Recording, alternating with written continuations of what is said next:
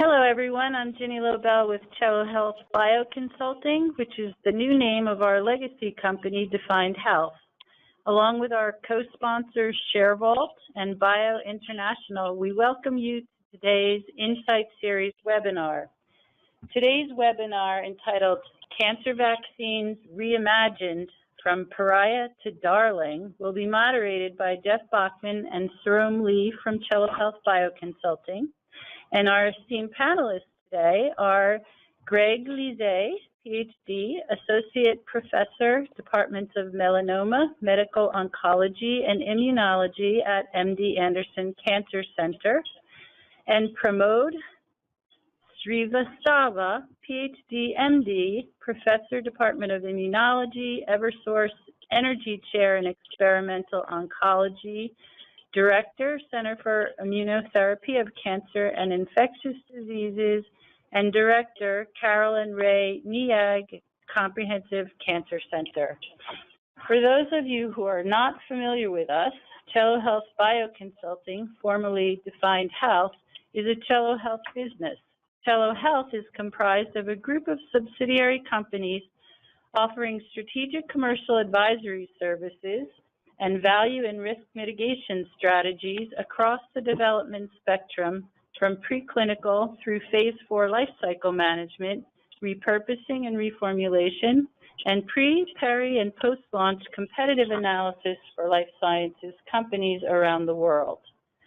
Our team at Cello Health BioConsulting is scientifically deep, and we assist companies globally with early development and risk mitigation strategies for their compounds, platform technologies, and portfolios, as well as providing independent and well-regarded forecasting and search and evaluation for portfolio expansion at all stages of development.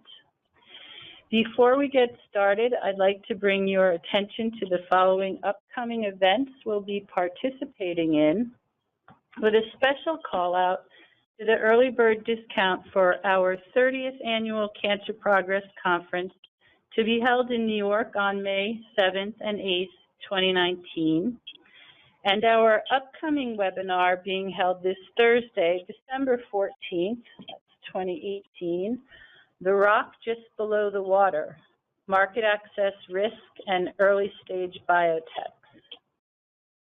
To learn more about our events and or about Cello Health BioConsulting and Cello Health, give us a call, send an email, or visit our website at cellohealthbioconsulting.com. Thank you, and please enjoy this edition of our Insight Series briefing. I will turn the mic over now to Jeff Bachman. Thank you, Ginny. Thank you very much, Greg and Pramod, for agreeing to participate in this panel today, and Sarom for helping co-moderate with me. The agenda will be, I'm going to give a brief overview of slides. The majority of slides I will not go through or go through at blinding speed so that everyone will be able to access those subsequent to the presentation, because I want to be able to focus most of the time on the discussion with Greg and Pramod, driven by the questions, et cetera, that Sarom and I will be doing. So again, Cello Health BioConsulting, previously Defined Health, a bit like this, so formerly known as Prince. Anyway, what we'll discuss, we've got lots of things to discuss. We're going to go over a bit of the history, some of the background on cancer vaccines, a little bit of the context, the broader context of the IO immuno-oncology world.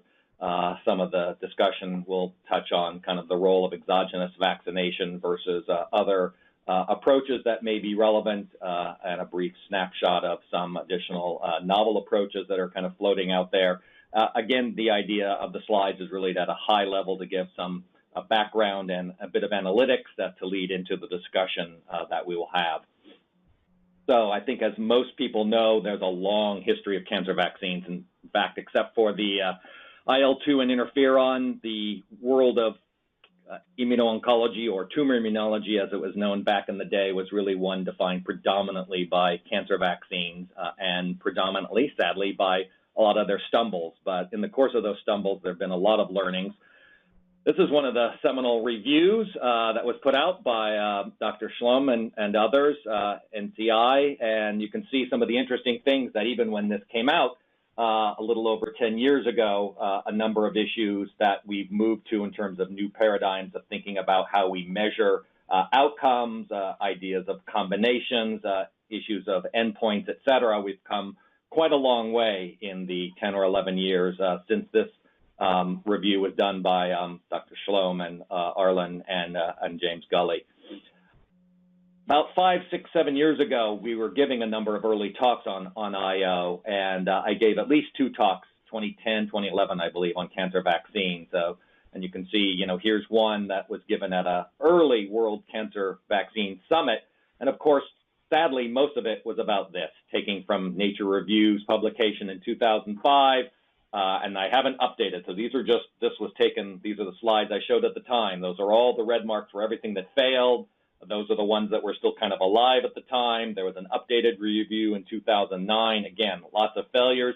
You can see the majority of these are either antigen-specific, tumor-specific or associated antigens, or sometimes more of a whole gamish of antigens. And we'll talk a bit about that on this panel and kind of the compare and contrast with kind of where a lot of people are focusing at now with predefined tumor neoantigens.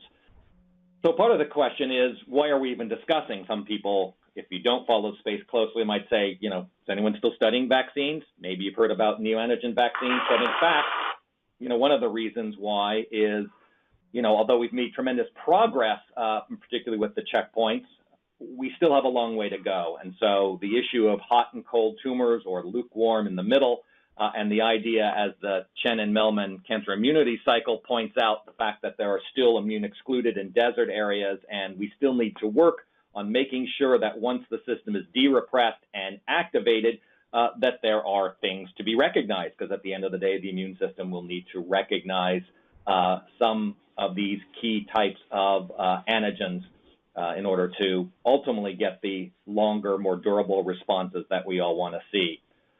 So, in fact, when you do take a snapshot and a quick look at the pipeline, what you see is there is early on still a large amount of activity going on with cancer vaccines. As you get later, clearly that is more focused on kind of the latest and greatest in IO, as mostly defined by checkpoints, co-stims, and some other cell therapies, bispecifics. As the CRI analysis has showed, most recently kind of showing where the increase in number of agents and trials, you can still see that there's been a large increase since 2017, just alone in that 1 year, in cancer vaccine studies, with certainly many of those, but not all of them, being neoantigens. Still a lot of classic, and we'll define what that means, cancer vaccine approaches in clinical trials. One of the things I think we're going to want to touch on for sure is that when you look at any of these programs or targets, you don't want to look at them in isolation. So whether you're looking at the standpoint of trying to assess the value of a modality or a particular indication or a modality and indication, you have to kind of step back and say, well, there are all these other things that may be competing potentially. And so it's not just in-kind competition or apples to apples, it's apples to oranges or apples to kumquats. And so kind of bearing in mind the amount of activity, which is very intense, and this is just IO activity. This is not the broader overall oncology activity across these tumor types. And again, these are illustrative just to give people a sense of what's going on. But when you do look closer at vaccines, what you can see is that, first of all, a vast majority are kind of what I would call fitting into more of the kind of the classic paradigm, at least from the standpoint of immunization platform, meaning peptides, dendritic cells, whole tumors, et cetera. And when you look on the right of this figure and look at kind of where the majority of effort is in terms of targets, you can see that still the vast majority of these programs that are clinical stage are defined by tumor-associated or tumor-specific antigens, and the personalized ones that are kind of coming up are ones that are not neoantigen, but defined by taking, say, the patient's whole tumor. So it's, again, it's kind of a whole gamish, as opposed to the neoantigen, which is the 24 here, which is the more up-and-coming area in cancer vaccines. So I think what's clear from that discussion, or those who are already in the know, is that there's a great diversity of platforms that are involved here: peptides, now RNA, DNA, whole cells, lysates, et cetera. We'll touch on some of these and some of the pros and cons as we go through, but it does mean that there is a great diversity of approaches that have have been and are still being considered. At the end of the day, these need to determine which, if any, are a best in class, or maybe they serve different purposes in different situations. But one thing is clear, as this slide shows, is that we will certainly be in a better position than we were in the early days of cancer vaccines because of the ability to combine these with checkpoint inhibitors at the very least to help create a more permissive environment for the immune system to function. And we will certainly talk about some of these combinations in the course of the subsequent hour. Neoantigens, I think most people do know about, but again, the idea is that this is applying essentially a precision and personalized medicine approach by being able to analyze and determine for a particular patient what are the antigens that are going to be potentially relevant and immunogenic and will lead to hopefully, you know, a immune response. And we'll talk a bit more about that. I don't want to get ahead of myself and take any of the important insights and information that we'll get shortly from Pramod and from Greg. Deal making, certainly a definition of interest of pharma in a given space is reflected in deal making. And I'm not going to show any analytics today, but I'm just going to show a few screenshots. The kind of latest generation, if you will, starting post the approval of the checkpoint of cancer vaccine deals were a number of deals that were done again with kind of specific tumor-associated ones, like the Bavarian Nordic BMS deal around Prosvac. And then subsequently, most of the deals that have happened have been driven more by the neoantigen story, whether that's RNA-based or otherwise, and we'll talk a bit more about that, but whether it's Genentech with BioNTech, Advaxis with Amgen, or more recently, kind of the idea of the shared neoantigen targeting RAS that Merck and Moderna signed the deal on in the spring of this year.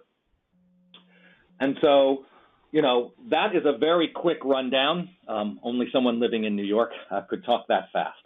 So with that quick intro, I'm going to pass it over to each of the panelists in turn to give some brief, both to introduce themselves and to give brief introductory remarks, and then we'll get the discussion going. So I'm going to turn it over first to you, Pramod. Hi, Jeff. Thank you so much for the very nice and broad overview. As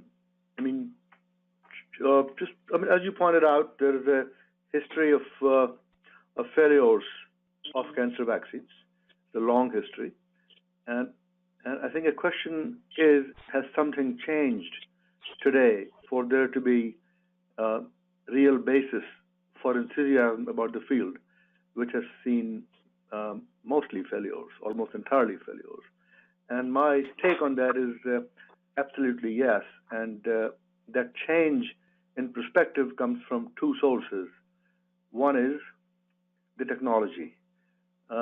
The ability to sequence and process vast amounts of DNA and RNA reasonably quickly and cheaply has enabled us for the first time to be able to answer the question, if there is anything specific in a cancer cell, and if so, what is it? I think that's a change that wasn't so, 10 years ago. The second change that I think is fundamentally new and important is that we understand in a way that we didn't understand before how T cells are activated and how they are suppressed. We understand that profoundly. There's a lot more to go, but even the way that we understand it today, it's a radical change from the past.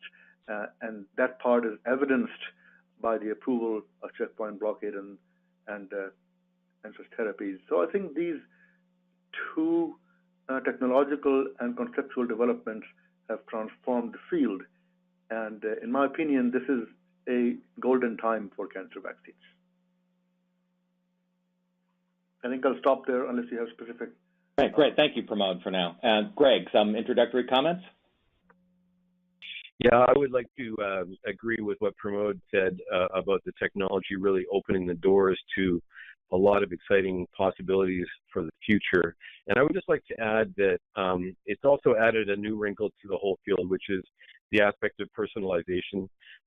As we've learned more and more about the immune system, we realize that for many reasons, the treatments by necessity have to be highly personalized, and that's led to a new paradigm, not just scientifically in terms of our approach, but also commercially. It's a different paradigm as well, because things like patent protections and issues like that are a little bit different at a personalized level, compared to the old paradigm of a single drug treating all patients.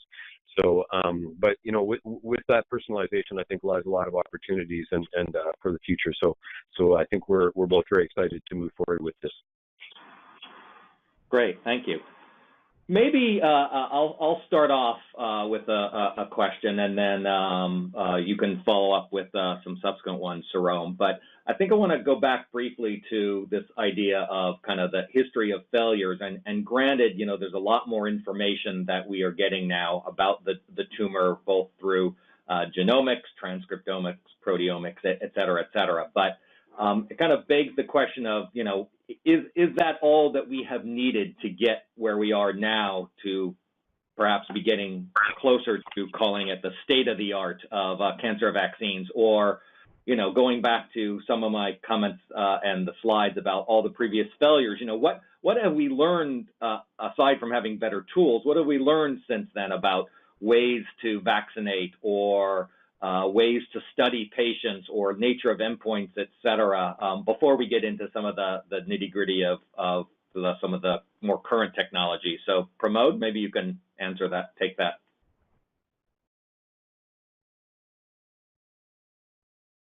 Hello? Hi. Sorry, I was, hello? Yep. Yes, we can. You had yourself on mute, huh? Sorry. Let me start by what has not changed. I mean, our endpoints really have not changed. Endpoints really are the unforgiving yardstick of clinical benefit, be it defined as better overall survival, better progression-free survival. I think those are or very significant response rates, very significant. And I think those really haven't changed. I think one thing that has changed clearly is that, going back to the history of cancer vaccines, the question has been there for a long time: what is specific to cancers? Because the whole idea of vaccine is built on specificity. What is new? One cannot normally immunize oneself against one's own normal tissue. It has to be something foreign. And for infections, we understand that very well. But cancers are by and large not created by infectious agents, they're self. So the question has been for a long time, what is the antigen? And we really never came to grips with that question. I think that the more than anything else, the technology has made it possible to say, in this patient, this is what is different in the cancer. We can say today unequivocally. We could never say this before. And so we were really testing what one may call wrong antigens, which were not specific to tumors. And I think the history of many of the CT antigens, like MAGE, for example, is a very good example of that. Those were not tumor-specific antigens.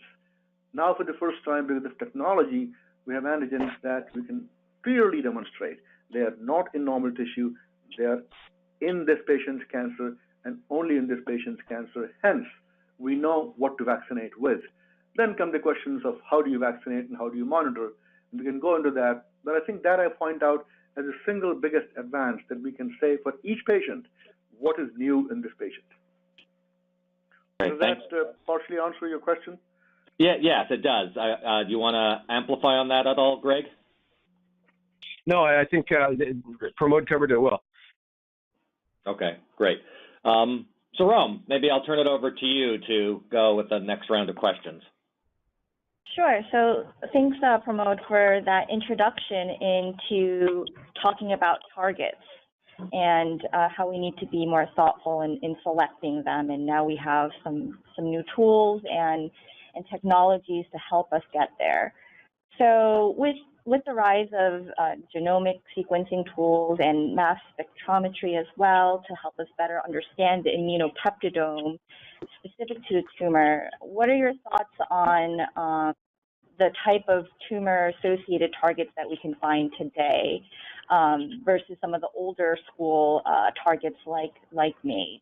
Do you think with the technologies today we could find better tumor-associated targets that may not necessarily be neoantigens, but potentially more immunogenic than of targets past? Yes, I think that that there's going to be a lot of new discovery over the next few years. Some of the recent studies have shown that a lot of the peptides that are presented by tumors come from what we call unconventional or non-canonical sources that are not necessarily a sort of linear epitopes that you find, coded by exons in the normal proteome, but are often from aberrant transcription and translation of, for example, intron regions or other types of genetic aberrations that are really, again, highly personalized. And I think with the advances in both genetics as well as proteomics, we're going to start to hone in on those non-conventional antigens more and more. And having said that, I think there's still room to discover new conventional antigens as well, because a lot of these techniques have just really started to come to fruition lately, and I think we're going to see more and more of them in the coming years. So all of those categories are going to be important, and then neoantigens as well. But I think that's going to be more sort of in a personalized sense, not so many shared antigens in the neoantigen world. Thanks for that, Greg. Pramod, do you have any thoughts on the use of these new tools to find perhaps better tumor-associated targets? Well, so let me allow me to use the word tumor-specific as opposed to tumor-associated. And by tumor-specific, I mean targets which are unique to tumors, which are not there in normal tissue. Although we know quite well that targets that are tumor-associated, like, for example, HER2/neu, for example, you can make antibodies to those, and they can be very useful drugs like Herceptin, for example. But I think we also know that it's kind of difficult to make a vaccine against a normal sequence, and MAGE was a very good example of that. Not to beat up on MAGE, but it was common between tumor and normal tissue, and immunization with it failed. So I'm really more in favor of tumor-specific antigens. And just to build further on what Greg just said, so we are focusing a lot on genomically defined antigens, and because of technology, we are focusing mainly on single nucleotide variations between tumor and normal cells, meaning single amino acid changes which somehow become immunogenic. And let me point out here that there are many other kinds of changes that are not being pursued yet in any vigor that's visible, but they will be hugely powerful. Apart from the single amino acid changes, there are, for example, insertions and deletions based antigens, and I don't think any one of them has yet been characterized and demonstrated to mediate tumor rejection. I think indel-based antigens would be a whole new category remaining to be validated. Then we know that lots of antigens in what I call the dark matter of the genome, things that we normally consider to be untranscribed and untranslated. For example, the 5' untranslated region and intergenic regions and introns. I think there are antigens to be identified there, and that field will grow. I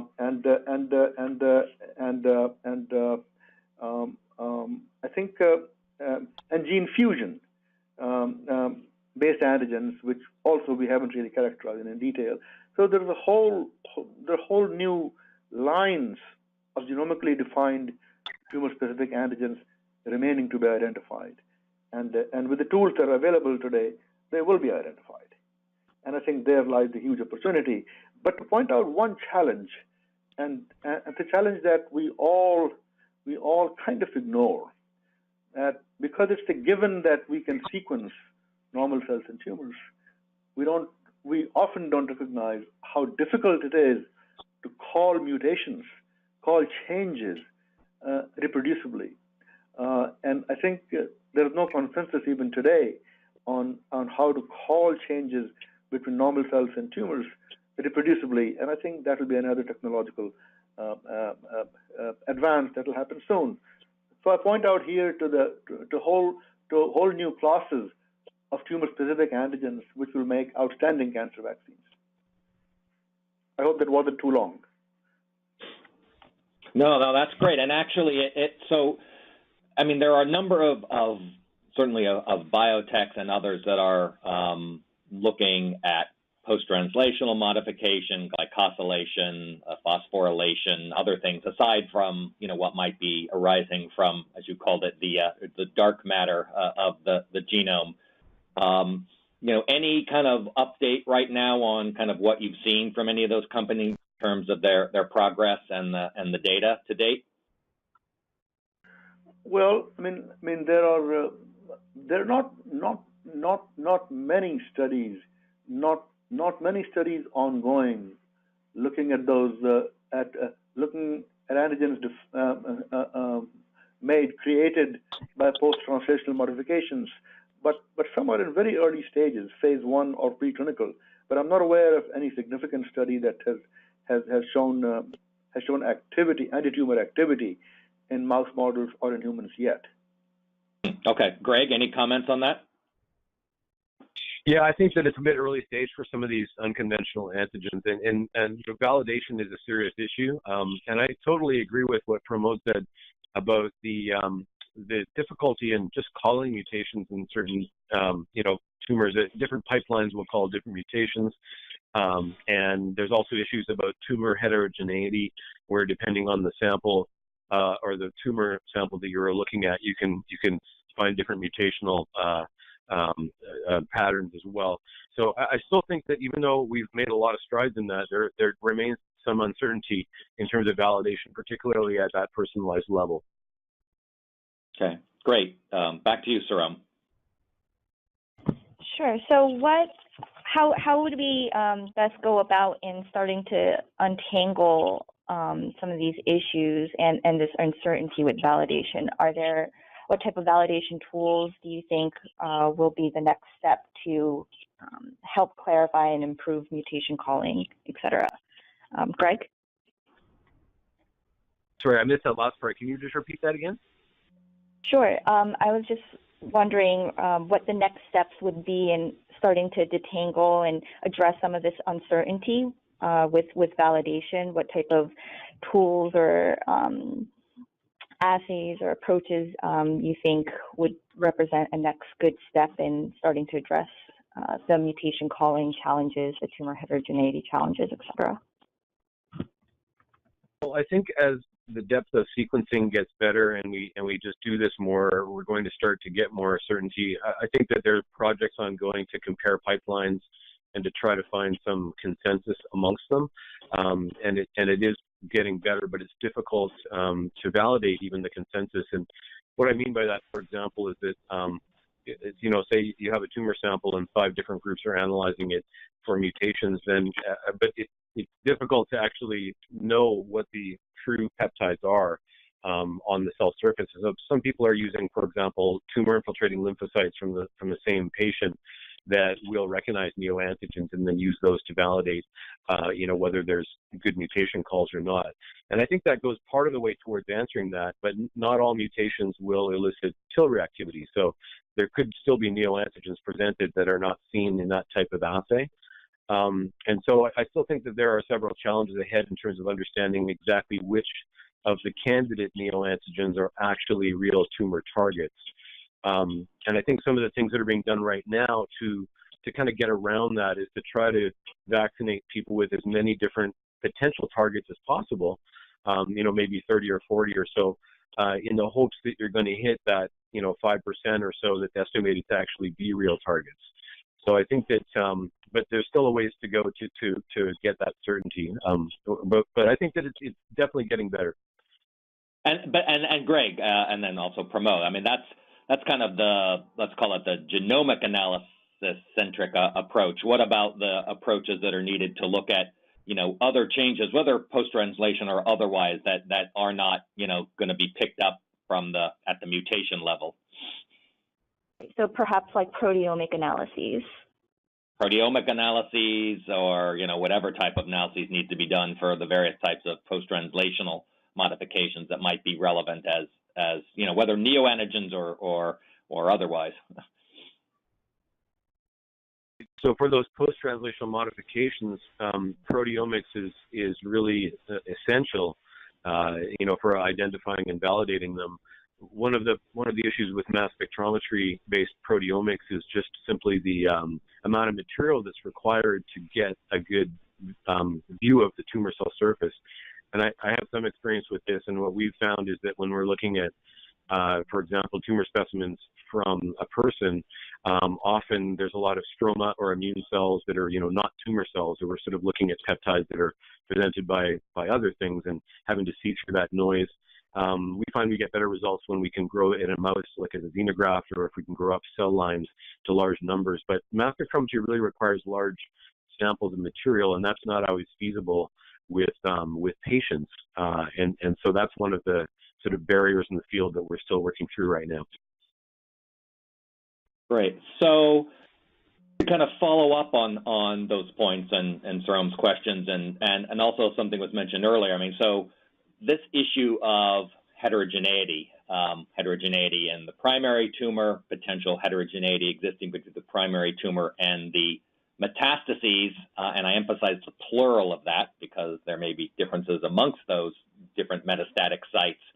How does all that play into thinking about building a cancer vaccine, whether it's a tumor-specific based antigen 1 or a neoantigen 1? That's to both of you, Pramod and to Greg. Well, if I can go first here, yes? Yes, please. Well, I mean, so the core of the problem is quite straightforward, and once we define the core, then the rest of it will unravel rather quickly. And let me define the core. The core is you have this material, this tumor material, and normal tissue material, be it blood or something else. Can you reproducibly and reliably call from this by some method what is the antigen that, if you use to immunize, will make tumors either melt or grow more slowly, right? I mean, that's the completely core question. Once we have a method for doing that, then one could use that method for looking at primary tumor, looking at metastases, looking at different metastases, looking at different parts of the same tumor, and that will just be simply more work. But the key question is what do you use to immunize? We still haven't come to grips with that question itself, and to me, that is the fundamental question. That is, without that, that's foundational. Without that, there's no house. And we haven't built that foundation yet. We have been learning how to do that, basically using viral models as our guide. And that's appropriate because we know how to generate immune response against viruses, against flu, against LCMV, and against other things. So it's appropriate to use viral rules, but I think we're beginning to understand that those rules don't apply in a straightforward manner. There are new rules for cancer, and we haven't defined those rules yet. And to me, that will be the resolution that will, so to speak, provide an inflection point for the field. Because once we have that, whosoever has that, or whosoever, multiple people or companies have that, then you go ahead and use that to match and questions like that. And we are not there yet. And to me, the only way to understand that today is the use of mouse models, because there you can actually look for tumor rejections. And also let's understand that everything we have learned in immuno-oncology, including checkpoint blockade, we learned from use of mouse models. Mice and humans are different in many ways, but in immuno-oncology, they have not misled us. They actually have led us to the truth. And I think that's a very fundamental point. So Greg, I'm curious to hear your thoughts on that, and then also kind of answering a related question about this issue of heterogeneity, which is kind of the appropriateness or the advantages or not of, say, this ongoing discussion about going after, say, truncal or driver mutations versus more passenger type of mutations. Yeah, so I think that clearly everybody wants to go after the truncal mutations because they're going to be present in more of the different tumor clones. So there definitely tend to be more high value. I don't think anybody really believes if we go after the branch mutations, it's going to have a large clinical impact, although it may be somewhat beneficial. But so I think the number of truncal mutations is also going to be a lot fewer than the branch mutations. The so-called driver mutations are much fewer than the passenger mutations. But just to get back to Pramod's point about the animal models, I really think he's right in terms of understanding for two things. First of all, how do we vaccinate in the most efficient and optimal fashion so that we can generate immunity? And that encompasses, the adjuvants used, the type of immune boosters used, as well as the types of antigens that we can vaccinate against that will be immunogenic. And that's a whole series of lessons that we've started to learn, and I think in the mouse studies will help us understand much better about what may work in people. But then there's also the tumor microenvironment, which is so highly immunosuppressive. I think we're going to have to figure out ways to also bring down the suppressive barriers at the tumor site so that the vaccines will work better. And I think those foundational concepts can be really worked out a lot in the mouse models with known antigens. But then we'll still have the challenge about how to, we can't use the same antigens necessarily in mouse models for people, but then we can take the concepts we learn in mice to then vaccinate much better in people for the antigens that are personalized for that individual patient. So I think that will carry us a long way. Great. Saram? So on the note of the truncal versus more passenger mutations, what are some other considerations when thinking about prioritizing these different antigens that are identified? What considerations, such as maybe expression level, should also be taken into account, and how would you think through ranking the criteria that are used to prioritize the set of antigens that one would want to include in their vaccine to address the heterogeneity of the tumor? Well, shall I? Hello? Sure, go ahead, Pramod. Let's just list the things that are being used to prioritize, but let's also acknowledge that we don't know which of those are worth prioritizing or not. But certainly all of us in various combinations are prioritizing the affinity of the antigen for the HLA molecule, the stability of the antigen and the HLA molecule, the level of expression,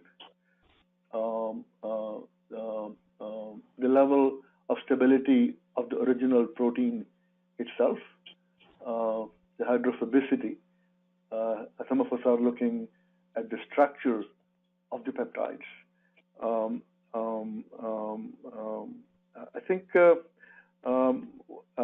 we are looking, we meaning the whole field, are looking at being able to tell what is presented and what is not presented, and mass spec effort is part of that effort. Which of those are more likely to generate a CD8 response? I think those are the broad parameters that the field as such is looking at. It's also fair to say that we don't know if any of these parameters are really important, and if so, to what degree, and or are there other parameters that we are not measuring in the field that we should be measuring? So that's where the research and development part comes in, that we yet have to figure out a way to truly prioritize. One thing we do know is that today we don't know how to truly prioritize. We are all working on that and trying to make various guesses. So clearly what you're suggesting is above and beyond just that the algorithms such as they may be necessary now, and I think that's mostly when we're talking about neoantigens, aside from any limitations to those, there's still lots of other inputs perhaps that have yet to be considered as part of those for trying to prioritize, or identify, let alone prioritize. Yeah, correct. Exactly. We're just not there yet. I think we'll get there rather quickly. But if you ask me, has there been major progress in prioritizing over the last 2 years? No. Will there be in the next 2 years? Absolutely.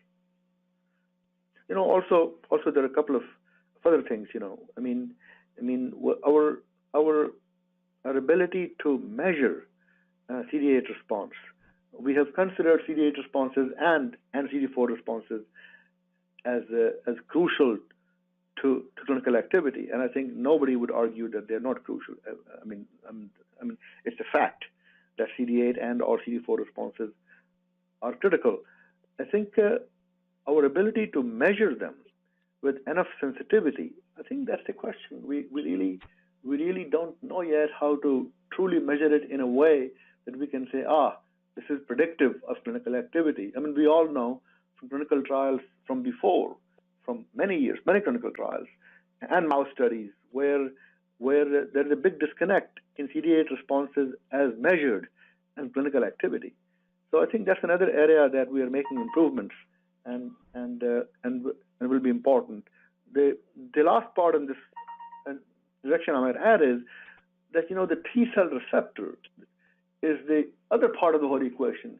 And there we are really mostly in the dark, meaning, you know, we know that many T cell receptors can identify the same MHC peptide complex.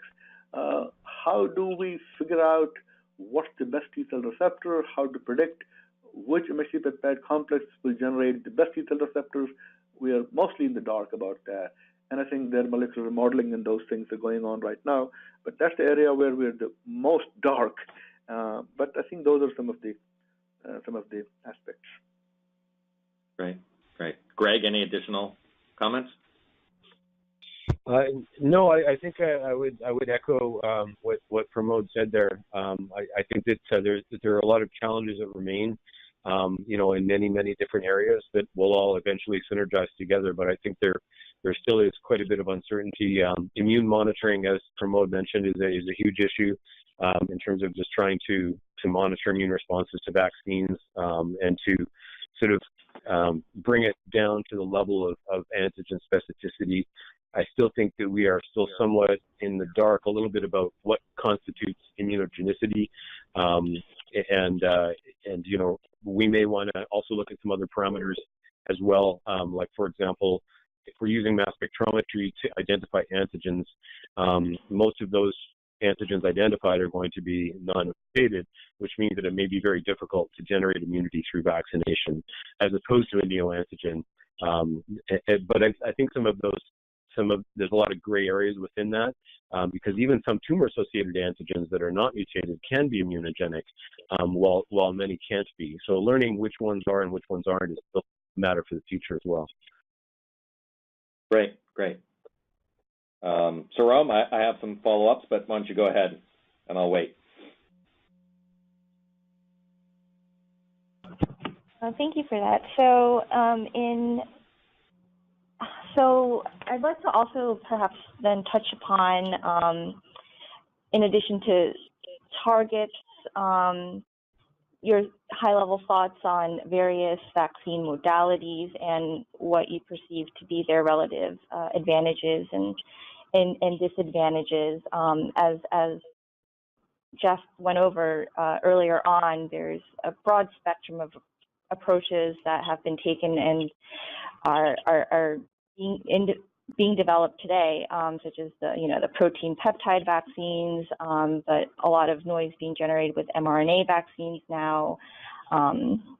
So I'd love to hear your thoughts, Greg, on the various vaccine modalities.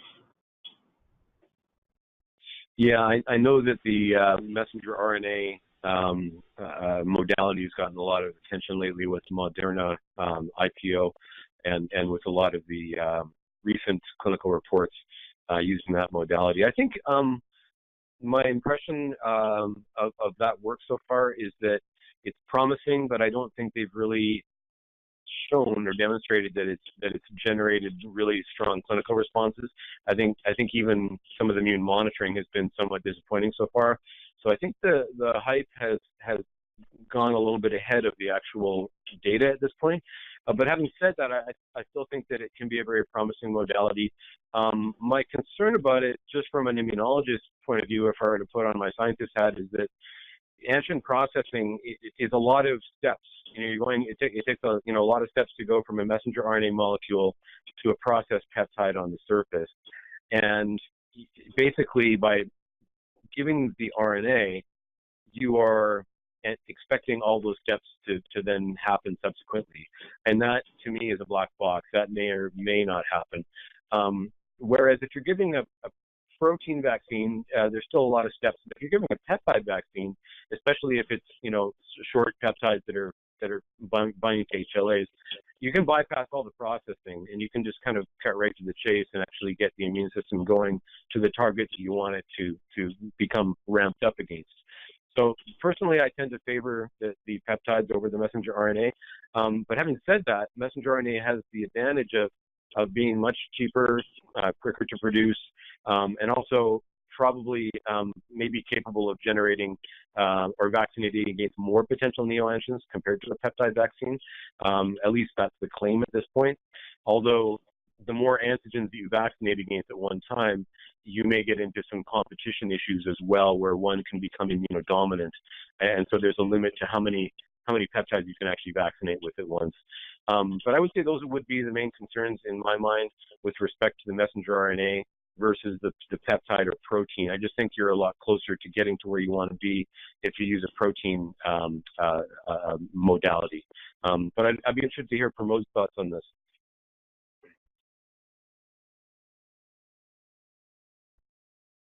Pramod? Pramod? Hi, sorry, I was muted. Sorry. So, can you hear me now? Yep. Yeah, we can hear you. So my sense is that the argument about RNA or peptide or protein is kind of more of an argument to stake out proprietary positions around the main subject than the subject itself. And so, in a sense, what I'm kind of saying is that these are not terribly important differences. I think nothing will make or break based on if you use RNA or if you use peptides. I think once we figure out, as we know already, that in cases where we know the antigens, take a very crude example as of albumin or flu antigens. Once you know what the antigen is, you can immunize effectively using all kinds of tools. And I think whether, it could well be that one is cheaper than the other, one is faster than the other, one is easier than the other, and those are important considerations. But they're secondary to identify what is actually the antigen. And so to me, in terms of prioritization of importance, the delivery mechanism is the least important. It will become very important once we know what the antigens are, because if you can make, for example, an antigen vaccine at 10% of the cost of the other approach, then it will be very valuable. But it's a secondary issue at this point. So Pramod, then Greg, then would you say that, granted it's a limited sample, but of the kind of early clinical data presented to date on, say, neoantigens RNA approach versus peptide approach, both kind of limited responses, both heavily more CD4 than CD8. Does that suggest that, to your point, Pramod, it's less about the vaccine technology at this point, and the limitation still remains, going back to the discussion about identifying and prioritizing the appropriate antigens to go after?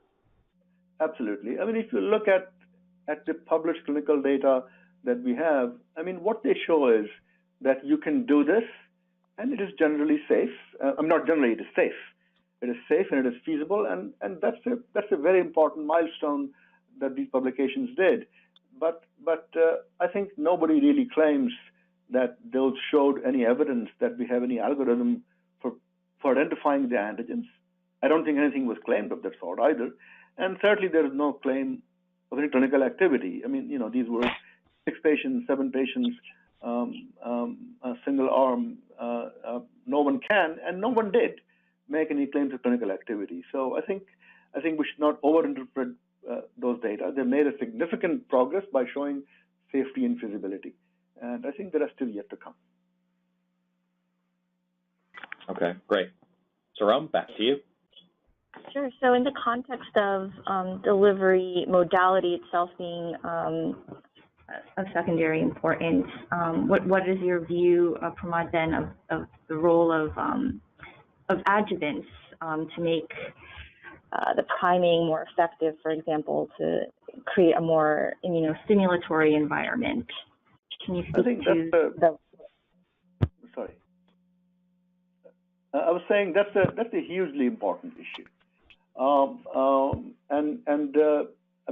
mean that actually to me is of almost the same level of priority as defining the antigen. But you can't define a good adjuvant until you define a good antigen, right? Because if you don't know it works, then how can you compare different adjuvants? But I think mostly the adjuvants that we have today are various TLR ligands. We have montanide, we have various oils and emulsions. We have poly-IC, and we have some cytokines added to that, and those are good. What we really don't know is which of them is the best for which situation. And various adjuvants are being tested, and it's a good thing they're being tested. Which adjuvant will help influence the tumor microenvironment, as Greg pointed out, very, very important. I think all of that stuff is still pretty much unknown. And it is a certainty in my mind that once we begin to identify the methods to identify true tumor-rejecting antigens, then we can say, okay, we know this is a good antigen. In mouse or human, doesn't matter. Let's compare 4 different adjuvants and see what happens. I think that will be the next step, hugely important step. And fortunately, there are many wonderful potential adjuvants owned by various companies that are available today for testing. But I think that will also be a huge issue. But we can get to that only once we're able to identify what are the real antigens. But that's a huge issue again, I repeat, I'm sorry. Thanks, Pramod. Do you have anything to add to that, Greg? Yeah, I tend to agree. I think the most important thing right now is certainty and antigen identification, for sure. I think a lot of these other issues are going to become important as we start to understand that more. And those are the types of experiments that we need to do to understand what is the best way to mount an immune response and overcome the tumor microenvironment in the best way possible. So I think that some of the issues that have come up that we've seen is that it's probably not just going to be 1 or 2 things. It's probably going to be a combination of things that are going to do all of those things, to mount the immunity and address the tumor microenvironment. And one of the challenges we're seeing right now is a more practical issue, which is that often the different drugs that you would like to combine together to optimize that are made by different companies. And even though it seems like it should be a surmountable issue, sometimes it's really not. So in other words, we've seen great results in mice with certain combinations of factors, but because those don't exist all within one company necessarily, it's sometimes hard to make that happen in people. And hopefully that's something that will work itself out as well. But we've definitely seen that to be an issue over the last 5 years. Thanks. So in that context of the need for taking a combinatorial approach, then let's then talk a little bit about the clinical development strategies and what type of combinations from a mechanistic view you think would be likely. And we could talk about different combination agents, but also perhaps sequencing of agents that will enable cancer vaccines to really do what they are meant to most effectively. So Pramod, can you take Sure. first comment on what your views are on combination approaches? Sure. So it is a certainty. I think it's fair to say it's a certainty that cancer vaccines as monotherapy are sort of will form a small segment of the entire cancer immunotherapy market, so to speak. As monotherapy, they might be effective in very early stage disease and so on, but we know that those kinds of clinical trials are very hard to do, and I think we won't be seeing many such clinical trials for a while. It'll be combinations, as you pointed out, and broadly speaking, there are at least two kinds of combinations we can see. One is those that enhance the immune response per se, and for example, checkpoint blockade comes in that category as the obvious one because it's already approved in many indications, and combining them with these antigens is a no-brainer, and that's already happening and will continue to happen. We have many choices among checkpoint blockade reagents, and they'll get tested, and we have no way of knowing what will be the best in which tumor. And the other are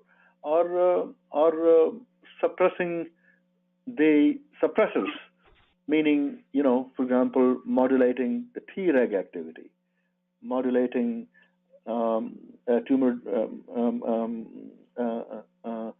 myeloid-derived suppressor cells, for example, modulating the adenosine system, modulating the IDO system. So there are 4 or 5 or 6 major immune suppressive mechanisms, and in each of those, fortunately, there are many reagents which are there.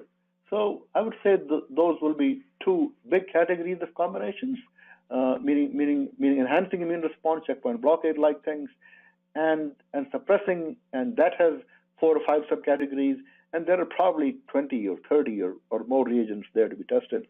And so this would be great, and mouse models will help lead the way, but will have to be tested in humans. And then you made the point, Saram, about sequencing. It's a very, very important point, which we are really just beginning to come to, beginning to study. Which do we immunize first? Do we use these reagents later? Do we use these reagents first and immunize later? Do we do them concurrently? I think it's fair to say we really don't know, but it's also fair to say that we definitely can know once we have the antigens. So lastly, I think one thing we should not forget is the combination of chemotherapy. I mean, it is very clear that many chemotherapies that we didn't realize are immunostimulatory actually are immunostimulatory. And how would those work in combination with vaccines or combinations of vaccines with immune modifiers? I think it's a very, very exciting area. So to sum up here, we have many opportunities for testing combinations, but this part to me is the most fun part because that's just plain work, and work we can do as a field, and I think we will see in the next 5, 6, 10 years many of these tested in mice and humans. Yeah, so maybe that's a good point, a segue for, when you raise about the combinations, aside from kind of IO or strict IO combinations with vaccines, the idea of combinations with chemo, obviously very significant chemo combination data with checkpoints in a variety of settings, of course, and small cell lung. So one thing I'd like to touch on briefly as we kind of move into the final portion of the webinar is, so there's this issue of to what degree must we supply some type of exogenous antigen, whether it's neoantigen or otherwise, to the immune along with the with checkpoints or other agents, or can we elicit an in situ vaccination with various other types of tools without the need ultimately to exogenously supply, specified antigens? And I'd be curious to hear both, your comments, Pramod and Greg, on that. So in other words, could you have the right combination of co-stim and checkpoint and maybe something else to warm up the tumor that might, elicit the appropriate immunogenic cell death and lead to the immune response that one would want and get the, kind of the melting or the disappearance of the tumor, as you referred to it earlier, Pramod, versus needing, again, to give this type of vaccination exogenously? Yeah. Shall I go here first? Sure. Yeah, sure. Go ahead. Well, I mean, it's a very, very interesting question. I mean, and let's begin with the following agreement that the tumor is not able to immunize in situ in most cases. Perhaps in many cases it obviously can immunize, and those tumors we don't see, right? I mean, we know this from autopsies of patients and from all kinds of data that we don't get to see all the tumors that arise in a patient, right?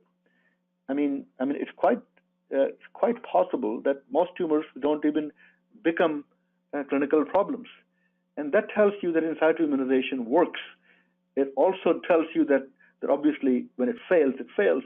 So in that context of failure and success, it should be possible to derive those mechanisms. The problem is that we are looking at that in those situations where in situ immunization, where natural in situ immunization has failed. And so the barrier is pretty high.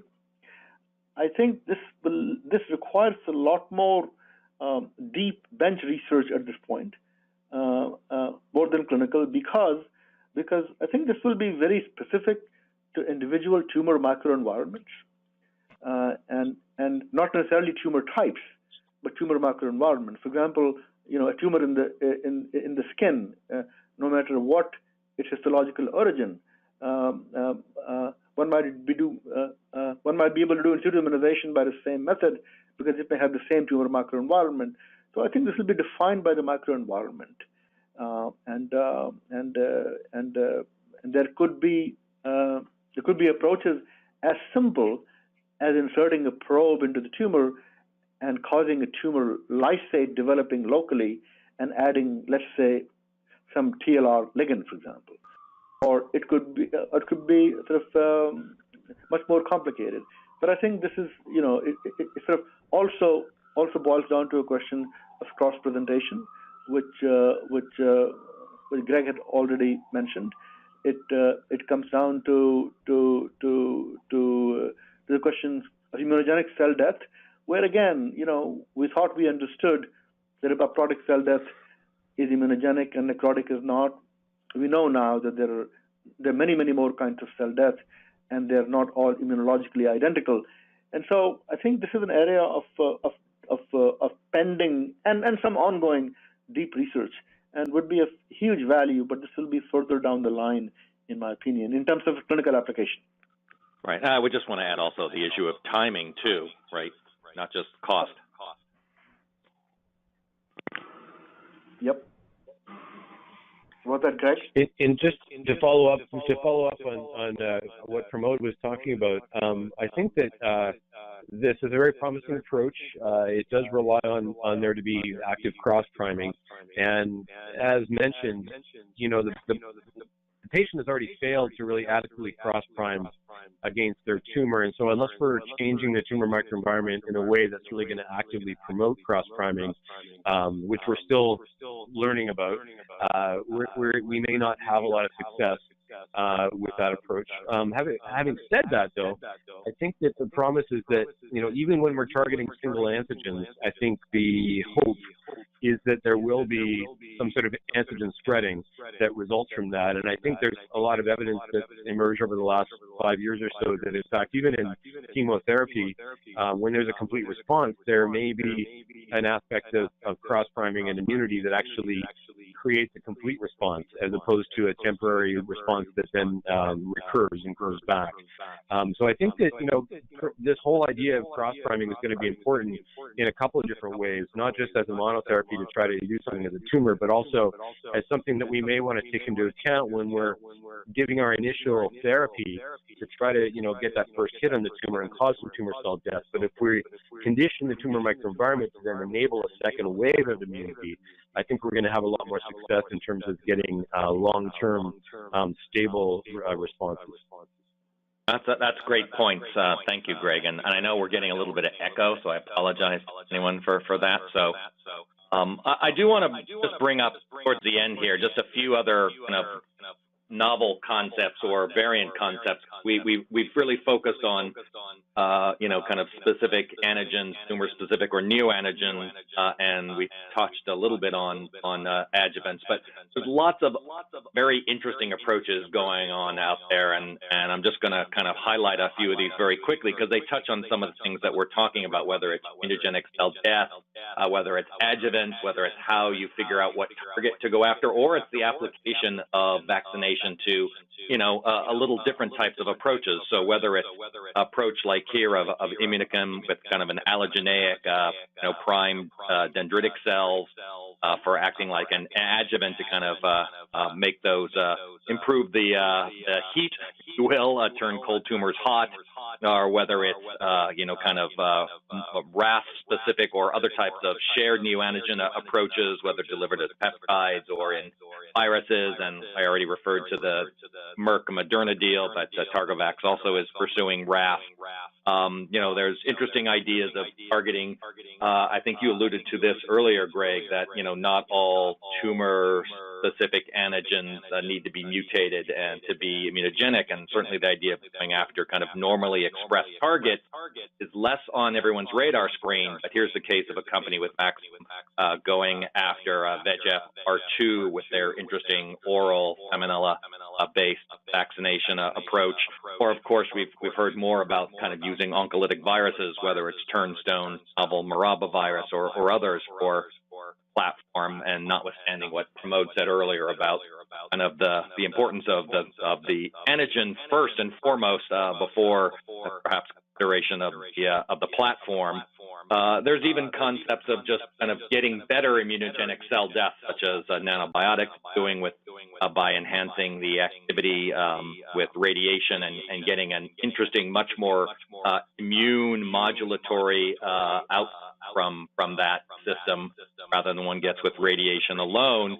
Or finally, some very different types of approaches like IO biotech, which is actually targeting some of the immunomodulatory signals people are going after now, whether with antibodies to PD-1 or PD-L1 or small molecule, other types of targets like IDO. So there's lots of ways to harness the immune system, either from the target side, the adjuvant side, or the platforms, or actually what even type of target one's going after. So I'd just be curious from Pramod and Greg, any of your comments about just this kind of types of concepts as kind of a next generation or alternative or orthogonal.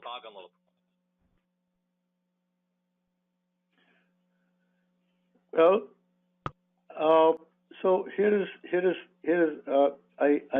I don't mean to sound like a broken record, but once we have some success in the cancer vaccine area, meaning that we have some ability to say, okay, we can now make a successful vaccine for this tumor.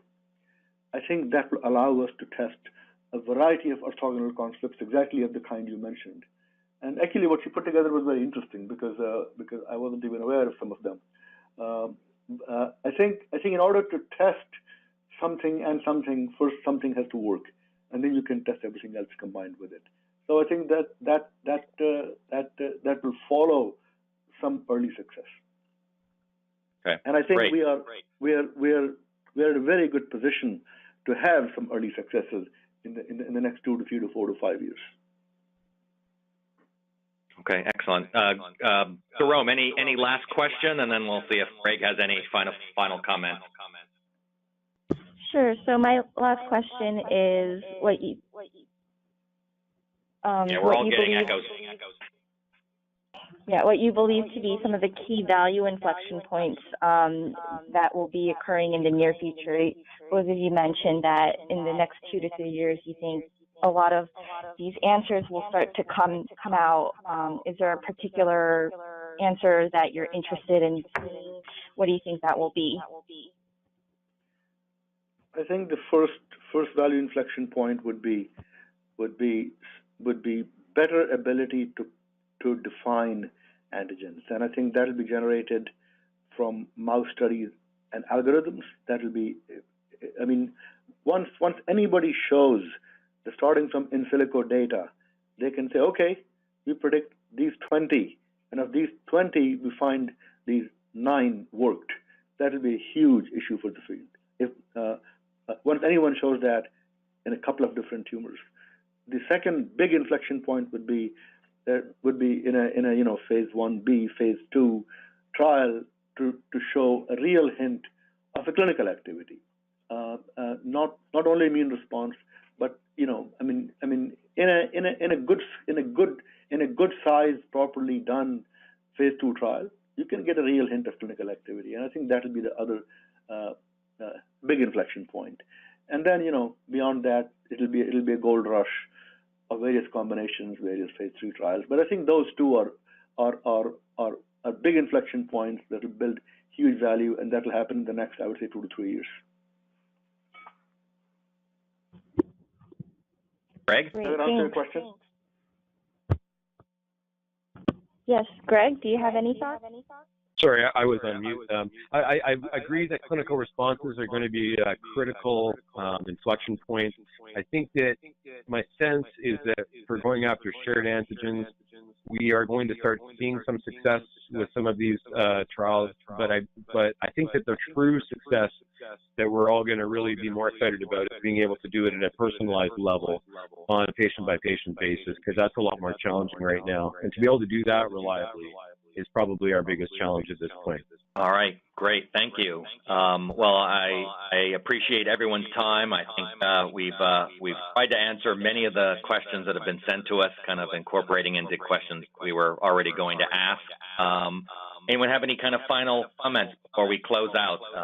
No. All right. Well, really appreciate your time, Greg and Pramod, and thank you, Sarome, for sharing moderating duties, and thanks everyone for listening in. Again, the recording of this will be made available shortly. You'll have access to the PDF of the full slide deck that I went through rather quickly, and we'll look forward to interacting with you subsequently, and everyone have very good holidays.